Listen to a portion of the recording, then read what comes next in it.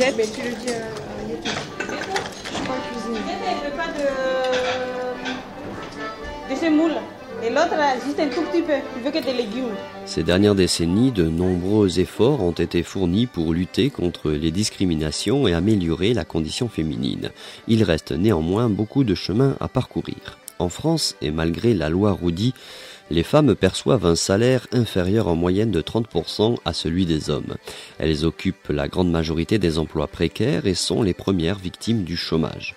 Près de 1,5 million d'entre elles sont battues chaque année et chaque semaine, c'est en moyenne 6 Françaises qui meurent des suites de violences conjugales ou familiales.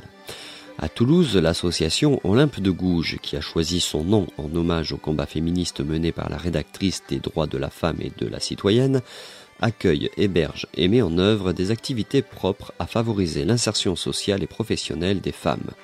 L'un des nombreux ateliers d'insertion mis en place par l'association Olympe de Gouges est le restaurant associatif La Maison d'à côté. Son objectif est de redynamiser, resocialiser et valider un projet professionnel. Seules les femmes hébergées dans les services de l'association ont le droit de participer à cet atelier. Mais l'association Olympe de Gouges n'est pas seulement une association caritative ou d'assistance, c'est aussi une association militante et c'est ce que je vous propose de découvrir tout de suite avec sa directrice Betty Fournier.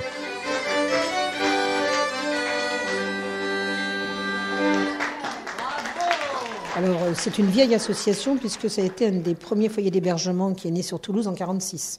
Mais si vous voulez, à l'époque, c'était un peu partout des associations caritatives qui mettaient ça en place. Donc, elles accueillaient à l'époque des femmes prostituées, des sortantes de prison. Les choses ont beaucoup évolué et au fur et à mesure des années, ça a pris des allures différentes, si on peut dire. Ça s'est transformé, ça s'est appelé Sainte-Claire après. Et puis, Olympe de Claire Maison. Pendant des années Claire Maison. Et moi, je suis donc directrice depuis 1998. Et en 2000, on a changé de nom. Pourquoi ? Parce que l'association, justement, n'était plus qu'un simple centre foyer d'accueil. C'était un centre d'hébergement. On avait différents services. Et donc, il nous a semblé opportun de changer de nom, prendre un nom un peu moins désuet que Claire Maison, et qui regroupe l'ensemble de nos activités et services.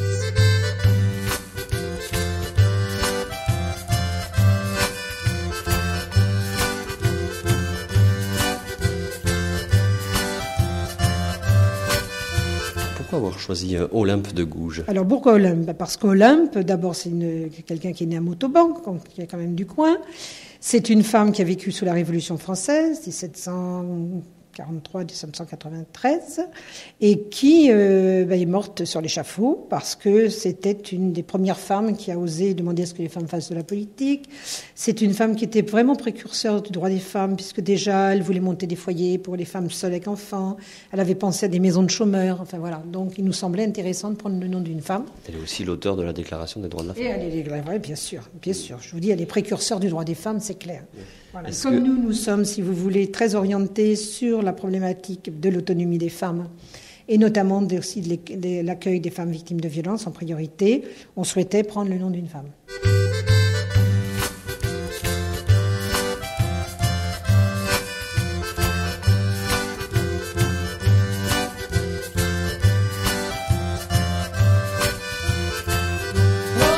Naturelle, fille de Pompignan, Olympe universelle et fille de Montauban. Olympe naturelle, fille de Pompignan, Olympe universelle et fille de Montauban. Olympe, tu as 200 ans et toujours pas démodé. Ils sont nombreux les prétendants à récupérer tes idées pourvu que de notre vivant on les voit se réaliser. Olympe naturelle, fille de Pompignan. Avant, si vous voulez, la problématique des violences, on recevait des femmes victimes de violences, mais on ne traitait pas la violence. Moi, je savais qu'en arrivant dans un centre d'hébergement qui accueille des femmes, il y avait 80-90% de femmes victimes de violences. Donc, on l'a constaté, bien sûr, puisqu'on a commencé à en parler, à demander aux femmes si elles étaient victimes. Et à partir du moment où on permet aux femmes d'en parler, elles en parlent toutes, bien sûr. Donc, nous avons mis en place, d'abord on a fait une action prioritaire de cette problématique et on a mis en place des outils très spécifiques pour travailler sur les violences. Quels sont ces outils aujourd'hui que vous développez au sein de l'association Olympe de Gouges ? Alors, il y a peut-être déjà plusieurs services, puisqu'on a donc un centre d'hébergement de 25 places pour femmes seules et 2 places pour maman avec enfant. On a ensuite donc un service ALT, qui veut dire allocation logement temporaire, qui est aussi financé comme le CHRS par l'État, où on accueille des mères avec enfants. Et là, on a une résidence, 7 rue d'Auville au Capitole, où on a 12 appartements pour maman avec enfants de moins de 10 ans. Plus, ici, au 41 rue Jean de Pin, 6 studios pour femmes seules. Ensuite, nous avons la maison d'à côté, où nous avons ouvert en 1999, qui est une jolie Toulousaine dans laquelle il y a un restaurant associatif qui est une tarterie. Cette tarterie, l'idée, ça s'appelle un AVA, ça veut dire un atelier de réadaptation à la vie active. Ça dépend d'une circulaire spécifique de l'État liée au centre d'hébergement. Ne peuvent travailler là que des femmes hébergées de nos services. Elles ne sont pas salariées, elles sont payées au pécule un certain pourcentage du SMIC. Mais c'est vraiment un lieu, si vous voulez, de rebondir, pour se réadapter au travail quand des femmes n'ont pas travaillé depuis des années, quand elles sont trop jeunes, qu'elles ne savent pas ce qu'elles veulent faire. Ça nous permet aussi de mettre au travail des femmes étrangères qui n'ont pas le droit de travailler en droit commun. Ça leur permet de gérer l'attente en attente de papier. Voilà. Donc c'est un très bel outil qui est beaucoup fréquenté par beaucoup d'associations, beaucoup de partenaires, les commerçants du quartier, etc. Germaine, tu fais 4 cafés et 1 allongé. Allongé, c'est comment? Tu renverses. Tu mets un peu d'eau, tu prends une tasse plus grande et tu mets de l'eau chaude. Tu fais des martines pour essuyer l'assiette. Je vais faire le café. Voilà. Tu fais des martines, s'il te plaît, je vais faire le café. Quoi? Aide un peu Martine à essuyer l'assiette. Elle est l'assiette là-bas. Elle est inondée là. Vous pouvez me donner le menu du jour? Couscous maison et petit dessert de Noël. Pour moi, 6.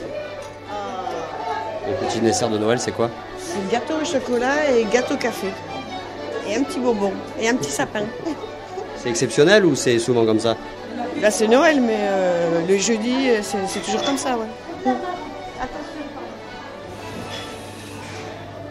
Vous servez jusqu'à quelle heure? 1h30, 2h moins tard. Voilà. Il est ouvert de quand à quand le restaurant? Du mardi au vendredi. Et qui c'est le chef de cuisine alors? C'est vous? Vous l'avez devant vous. Mais ça tourne ou c'est vous tous les jours? C'est moi. C'est moi qui m'occupe de l'atelier cuisine. Ça fait combien de temps que vous vous occupez de cet atelier? 8 ans.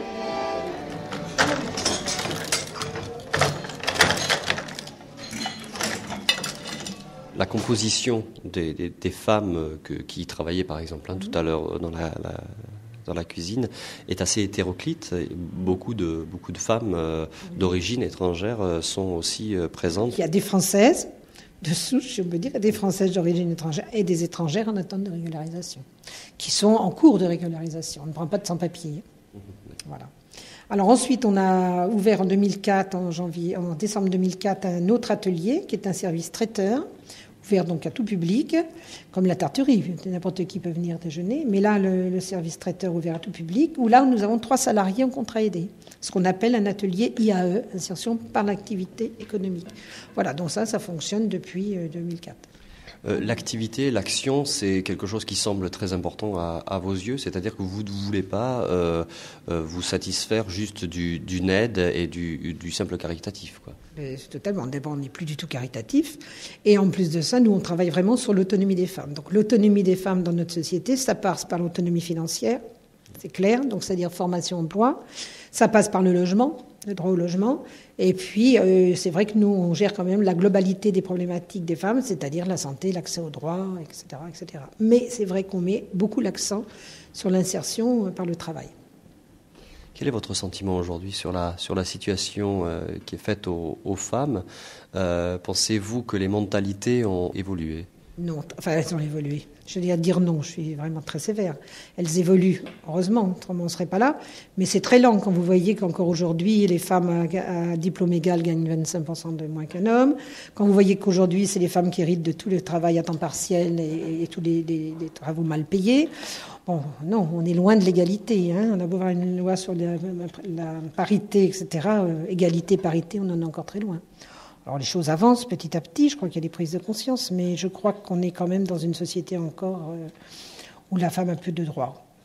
Justement, avec l'expérience que vous avez, est-ce que vous avez le sentiment que les choses se sont durcies pour les femmes dans cette société? On sait que la précarité aidant, que le marché du travail est de plus en plus difficile, et notamment et particulièrement, vous venez de le rappeler, pour les femmes.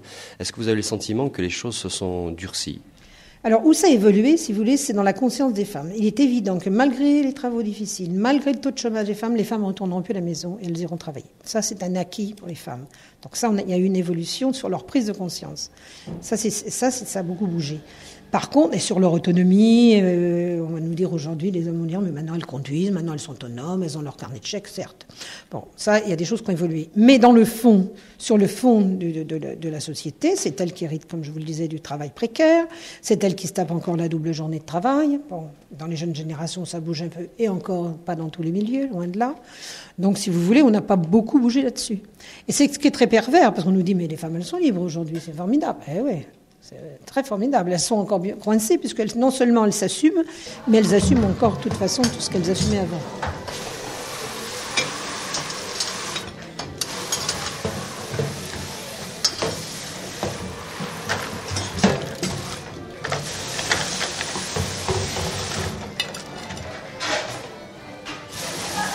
Excusez-moi, monsieur, est-ce que je peux vous poser une ou deux petites questions au sujet du repas que vous venez de faire? Est-ce que vous avez apprécié?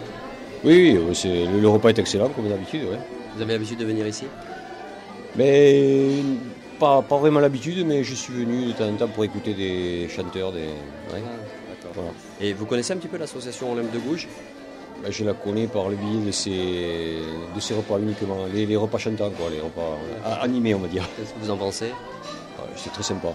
C'est très sympa. C'est vrai que quand on arrive à l'extérieur, on ne sait pas qu'il se passe ça nécessairement, quoi. Est-ce que vous avez bien mangé, vous pouvez aussi Très bien. Très bien. Oui, oui. Vous-même? Oui, tout à fait, oui. Vous connaissiez Olympe de Gouges, l'association, ou pas? Juste de nom. Je n'étais jamais venu déjeuner ici. Ah, d'accord. C'est la première fois. Ouais. Qu'est-ce que vous pensez de cette initiative? Très bonne. Très bonne. Ça donne envie de revenir plus souvent. Vous-même, qu'est-ce que vous pensez de l'initiative d'Olympe de Gouges, de l'association? C'est excellent, parce que les femmes doivent gérer leur argent et organiser le restaurant. Donc ça leur permet d'avoir des bases pour travailler à l'extérieur, les premiers petits jobs dans la restauration. Donc c'est un bon début, un bon départ. Puis le foyer quand même, il y a le foyer qui les protège. Il n'y a rien à dire, il en faut plein comme ça.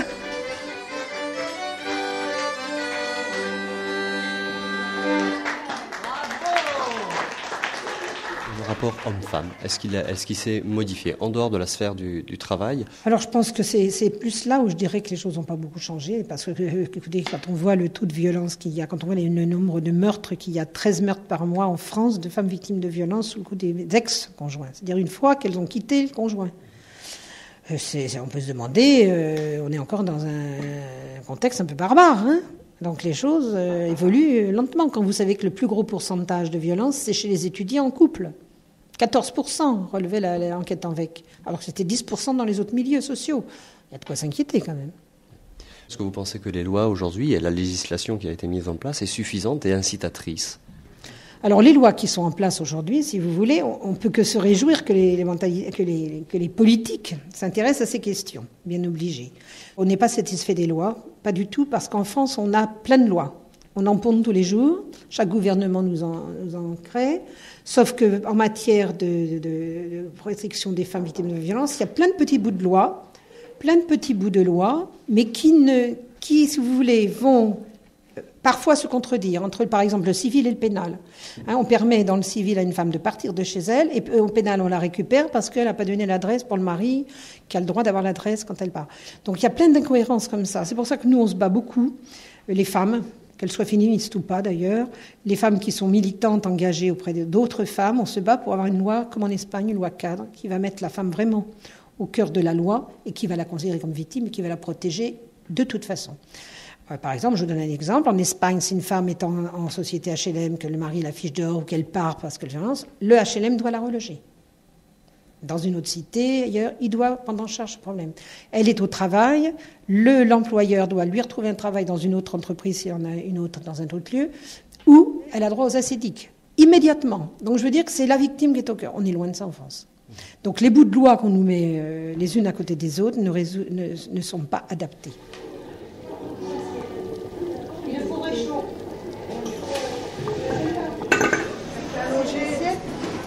Il est déjà léger, alors... Non, c'est les 10. C'est les 10, c'est ça? Oui. Il n'y a que 4 cafés et l'allongé, tu le mets là sur la chaîne, s'il te plaît. Un café de cheddar. Prends ça pour les 7. Les 7, mais il a payé. Tu leur dis qu'il y en a un.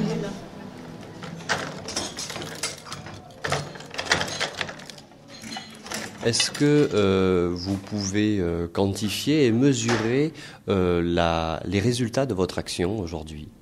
Mesurer, non, ça serait très orgueilleux de notre part. Ce qu'on sait, c'est qu'il y a des femmes qui s'en sortent, heureusement, qui s'en sortent bien. Autrement, il faudrait aller vendre des salades plutôt que de faire ce travail. Il y en a qui ont vécu des choses tellement traumatisantes que de toute façon, on se rend bien compte que c'est une goutte d'eau dans la mer, hein, qu'il y a tellement de choses qu'il faudrait pouvoir travailler, qu'on est quand même avec un hébergement qui n'est pas très long, qui va de 6 mois, 1 an, maximum 2 ans, et encore pour des femmes étrangères. Donc elles repartent souvent avec un travail, ça c'est clair, un logement, ce qui est déjà bien, elles ne sont pas à la rue. Mais dire que tout est résolu, non, loin de là, parce que quand on a subi des traumatismes affectifs, il faut des années pour des fois s'en sortir. Et puis il y en a qui s'en sortent bien, qui voilà.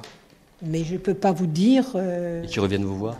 Il y en a qui reviennent nous voir, bien sûr. Oui, oui, c'est pas la majorité, parce que là aussi, quand on a vécu en centre d'hébergement, on a envie un peu d'oublier cette période, ce qui est normal. Mais il y en a qui sont très attachés, qui reviennent. Oui, oui, bien sûr. Bien sûr. Merci à vous. Bonne fête de fin d'année. Merci, bonnes vacances. On reviendra vous voir. Avec plaisir. Ça correspondait bien à nous en plus, donc c'est parfait. Oui, mais moi je reviendrai vraiment avec plaisir. Oui, parce qu'elle va venir faire la plonge. Quand j'avais besoin, j'étais là. 2007, hein. Merci à toutes celles qui ont eu la gentillesse de supporter ma présence pendant le service des repas au sein du restaurant associatif La Maison d'à côté. Et merci aussi à Betty Fournier pour avoir accepté de répondre à quelques-unes de mes questions.